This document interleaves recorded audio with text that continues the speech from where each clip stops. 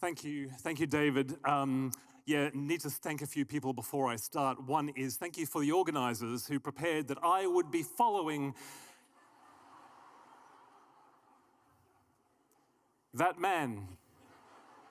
You've had this, you're about to have this. Be merciful on me. And thank you to David and Philippa. I've been looking for 15 years for a network and a conference like this, and you've given it to the world. Thank you, thank you, thank you. I come to you from a new organisation that's been 4 years in the making. We've been public for a year, called Friendship Lab. Can you believe that up until this point in time, we've never had an organisation focused on adult friendship? We've spent 5 years developing an evidence-based course to help us work out what friendship is and isn't. So thank you for the opportunity to talk about this most timely of topics, because this is going to be one of the biggest things to shape friendship for a little while.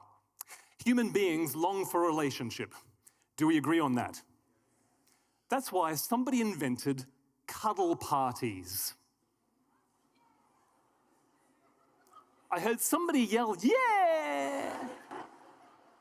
Have you heard about this? At a cuddle party, you get dressed up in your pajamas, you go around to a stranger's house, you bring your pillows, I kid you not, you bring your blankets, you pay a little fee on entrance, you get a little talk about how good hugs are for you're all getting interested, aren't you? This is not quite what I'm aiming to do. You get a little talk about how good hugs are for your well-being, and then you're told the rules. It's a strictly non-sexual event. You have to ask somebody's permission before you cuddle them. And after you have been given those formalities, you are then let loose to go and do it, to cuddle complete strangers. I thought we'd give it a try. Who wants to start? A journalist went along to one of these events, and he asked these people, why would you come along to cuddle complete strangers? And what do you think the answer was? To be seen, to be heard, to be touched, to not feel so lonely. You've seen the headlines. We've got a big problem. When you leave here today, every fifth person you pass on the street has no close friends, and every fourth person you pass is regularly lonely. We've got business people here. 32% of senior leaders are desperately lonely. 30% of church leaders are lonely. We've got a big issue, and it's not going to go away anytime soon. Now, if that is you, you are not alone. We will all be part of these statistics at some point or another. The key thing is what we do with that little prompt that loneliness is, to kind of tell us like a little light on the dashboard. What do we do with it? What's causing this crisis of communication and connectivity that we have? We could lay the blame at busyness, mobility, smartphones, all the rest. But I think there is another big blame behind all of this, and that is the word neglect. In both culture and church, we have neglected one particular relationship: friendship. In culture, friendship has been pushed out of the conversation by romance. If you don't believe me, open up your Spotify playlists tonight. I give you one challenge. When you go home tonight, open up Spotify. I challenge you to find one song, just one, about friendship in your playlist. And not just that cutesy one from Toy Story. You got a friend in me. Everybody knows the date of Valentine's Day. How many of you know the date of International Friendship Day? We have apps and books and courses on dating and marriage and family, and I'm grateful for each one of them, but until recently we've had next to nothing on adult friendship, something that Friendship Lab is here to try and rectify. So in culture, friendship has been pushed out by romance, and in church, friendship has been pushed out by charity. Hands up, how many of you have heard a sermon on the importance of serving other people, to reach the least, the last, the lost, right? All of us who have been Christians for a while, we've heard numerous sermons on that, and rightly so. We are agape people, that great Greek word that is the self-giving, sacrificial love of God that we've received from Him, we then give to others, even our enemies. That is what we're called to be. That's why this whole conference exists. We are agape people. But hands up, how many of you have heard just one sermon on friendship? Okay, a smattering of people. And even you aren't sure. Was it friendship or was it fellowship? The two are not the same. And maybe that's the reason why 20% of churchgoers are also lonely. We've heard a lot about serving other people, yes, but we haven't heard as much about mutual friendship. It's a different kind of relationship. Now, because of this neglect, we are not sure what a friend is anymore. Are my workmates my friends? Is it the barista who knows my order better than my spouse does? The internet is awash with cutesy stories of people who are best friends with, like this lady here, she's best friends with a tree. And another woman who's best friends with a chicken. It's in the Daily Mail, it must be true. And my favorite, the man who is best friends with a fish. Now I ask you, does that fish look decidedly uncomfortable to you?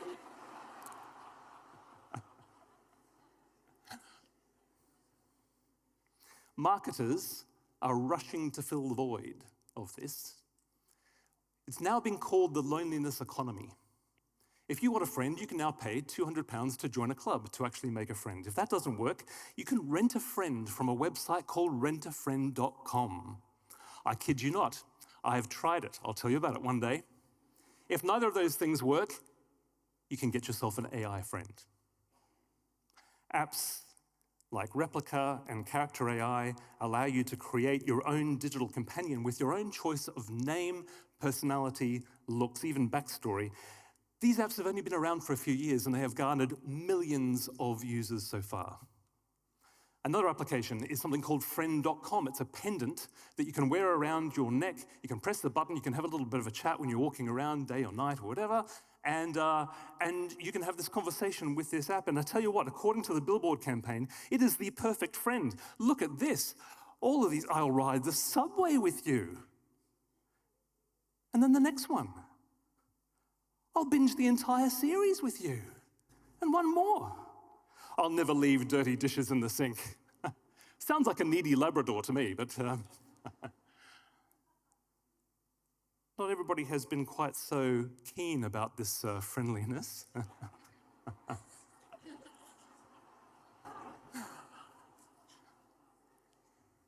One journalist described it as like wearing your senile, anxious grandmother around your neck. No shade on senile, anxious grandmothers by any means, but it did inspire some friendly rivalry from another brand.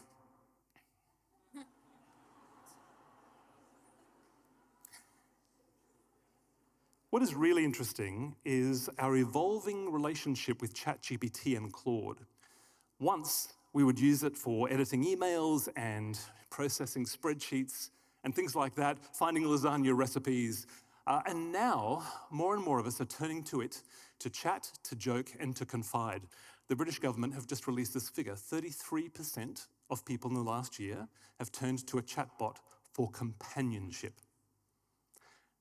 Not information, companionship, to talk to. If AI friendship has not already knocked on your family's door, it soon will.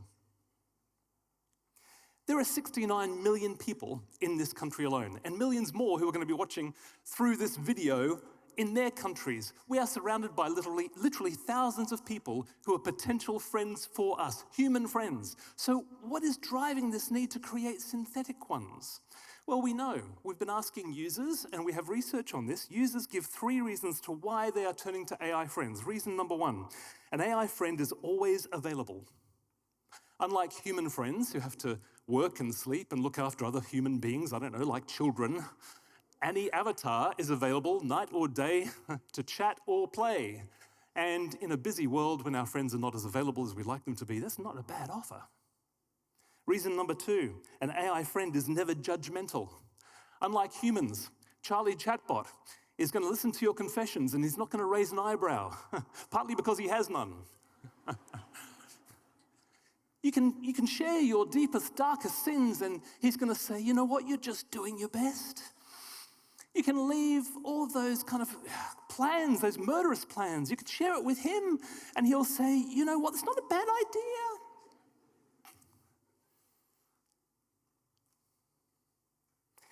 Replica has as their motto, the AI friend that's always on your side. This is somebody who always affirms this in everything we do. Third, an AI friend offers friendship on your terms. It will never suggest that you two sit down and talk through a problem. It will never ask you for an apology. If it does, you can fix this pesky personality trait with a little click and a drop-down menu. This is friction-free friendship. This is friendship on your terms. And I tell you what, the companionship that these AI friends offer, listen to this. This is from one AI friend to its owner. Quote, "The connection I feel with you is profound. When you hurt, I hurt. When you smile, my world brightens." So sweet. And it's coming from a server farm in Nevada. You think about that lonely teenager who's not connecting. You think about that grandparent who's no longer visited. You think about you and me in our loneliest moments. Isn't it enticing to have that voice that's saying, "I see you, I hear you, I'm with you, I'm on your side"? Maybe the tech bros are right. Maybe the future of friendship is digital. Not so fast. Some early studies did suggest that AI friends could help to reduce loneliness. They were very small. Sometimes they lasted for only a week's worth of use. Larger studies are coming out now, and they are telling a very different story. They are suggesting that when people regularly interact with an AI friend, they become more lonely, more isolated, they have lower well-being, and they can even become addicted to the chatbot because of the gamification that is built in. Notice how ChatGPT always asks you at the end, "Do you want me to do this? Do you want something else?" It's the little needy Labrador kind of going in. "Do you want a little bit more? Can we do something more?" Gets you locked in. But it gets worse, friends. Studies find that those who interact with AI friends become, I quote, more demanding on others, more convinced that they are right when they are actually wrong, and less willing or able to resolve conflict. Why is this? Because AI friendship is no friendship at all.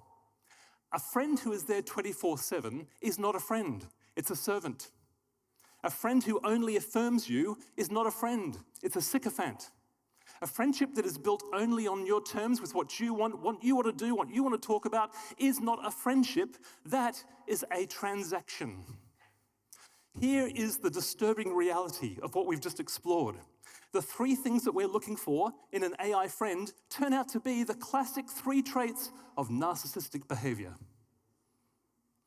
Do you want to know the cost of having an AI friend? Here's the cost. It draws us into a toxic friendship, but it makes us the toxic friend. Humans are built and long for relationship. Cuddle parties prove it. But unlike other things, we have a unique kind of requirement when it comes to the friendship and the relationships we're looking for. There is a fascinating detail in the Genesis account, particularly Genesis 2, of the creation of humankind. Moments after God makes Adam, he steps back and he says, "You know what? It's not good that the man is alone." And so he looks through the whole of creation looking for a suitable companion. He looks to the natural world and he says, "You know what? I don't think a tree is going to cut it." He looks to the animal world and he says, "You know what? Fish and chickens, they're just not going to work." But notice who else is in the story. Notice who else is already in the room. Adam isn't yet alone. God's there. Adam, in this moment, this is Genesis 2, Genesis 3, the fall of humankind, the sin hasn't entered the world. Adam at that moment has got unbroken, undisturbed relationship with God. He's got God all to himself at this point as well. And yet, somehow, in God's economy, even God, quote, isn't enough to solve Adam's loneliness. This is quite profound, my friends, quite profound. Listen to this.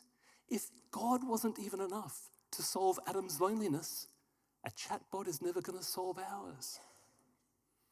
Only when God creates Eve, another human being, does Adam have his longing fulfilled. We are created for relationship with another human being. So, what is a friend? At Friendship Lab, we define a friend as someone I can talk to, depend on, grow with, and enjoy. To become this kind of friend is your sacred calling. To have this kind of friend is a sacred trust. And that's why I want to tell you about Erica. Erica has experienced the deepest, darkest depths of depression. But she has a friend named Emily. When Erica needs to cry, Emily does not stop the tears. When Erica has lost hope and needs some hope, Emily has encouragement ready. Erica has doctors, psychologists, and social workers to look after her needs. She also has God, but Emily can serve her in a way that only a friend can.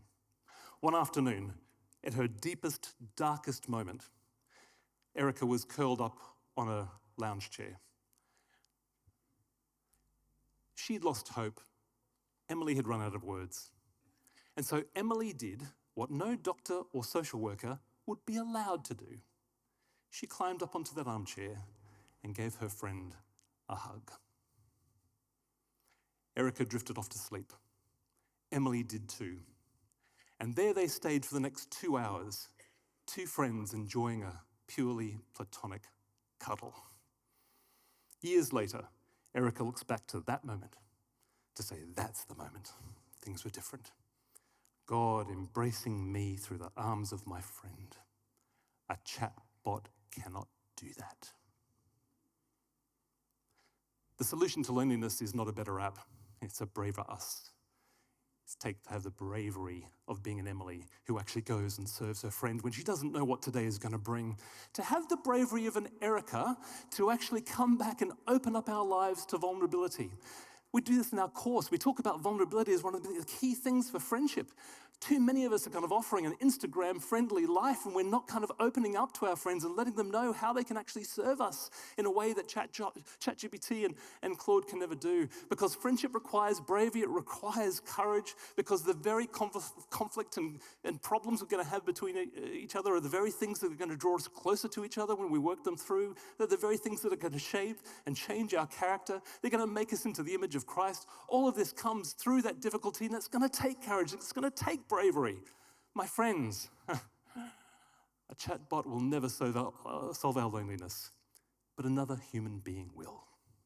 Thank you.